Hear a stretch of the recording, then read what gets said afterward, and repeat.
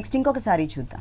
Next వచ్చి మనకి కుప్పటం పట్ల వెరైటీ అండి, ఆరెంజ్ అండ్ బాగుంటుందండి. చక్కగా మనం చాలా అందమైన కాంబినేషన్ మనం తీసుకున్నాం. అంటే ఒక లైట్ ఆరెంజ్ కలర్ తీసుకుని ఆరెంజ్ కలర్ పైన అంతా కూడా మనం ఆఫ్ వైట్ కాంబినేషన్స్ తో మనం థ్రెడ్ వర్క్ తో మనం చక్కగా మనం హైలైట్ చేస్తూ కుప్పటం పట్టిన అంతా కూడా మనం కొత్త క్రియేట్ చేసామండి. అంటే చక్కగా ఒక అంటే లైట్ ఆరెంజ్ ఉంటుంది, లైట్ ఆరెంజ్ పైన బ్యాక్గ్రౌండ్ అంతా కూడా మనం ఆఫ్ వైట్ తీసుకున్నాం. ఆఫ్ వైట్ తీసుకుంటూ ఒక బాదం స్టైల్లో మనం హైలైట్ చేస్తూ మళ్ళీ కూడా మిడిల్ అంతా కూడా ఒక డైమండ్ షేప్ లాగా మనం వర్క్ అనేది మనం వీవింగ్ తో చక్కగా మనం హైలైట్ చేస్తూ ఇచ్చాము.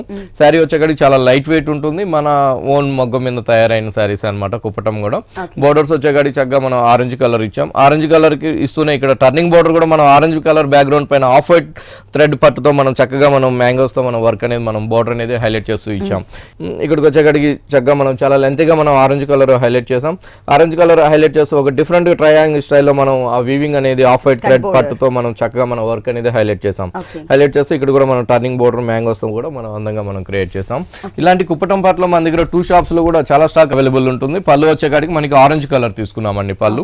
ఇక్కడ మాత్రమే మనం జరీతో మనం పళ్ళుని మనం చక్కగా మనం హైలైట్ చేస్తూ ఇచ్చాం. పళ్ళులో అంతా కూడా ఒక బాదం అండ్ డైమండ్ షేప్ తో మనం చక్కగా మనం జరీతో మనం అందంగా మనం క్రియేట్ చేసుకున్నాం. శారీలో మిడిల్ పార్ట్ లో ఎక్కడ కూడా మనం జరీ అనేది టచ్ చేయకుండా ఓన్లీ థ్రెడ్ తోనే మనం అందంగా మనం హైలైట్ చేసుకున్నామండి.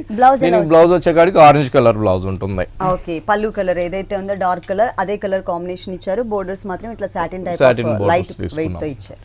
మొత్తం సారీ మనకి ఇలా ఉంటుంది. ఓన్లీ 3900 రూపీస్ కి మనం కుప్పటం పట్టుని మనం ఇస్తున్నామండి. ఈ సారీ కాస్ట్ వచ్చేసి 3900 రూపీస్.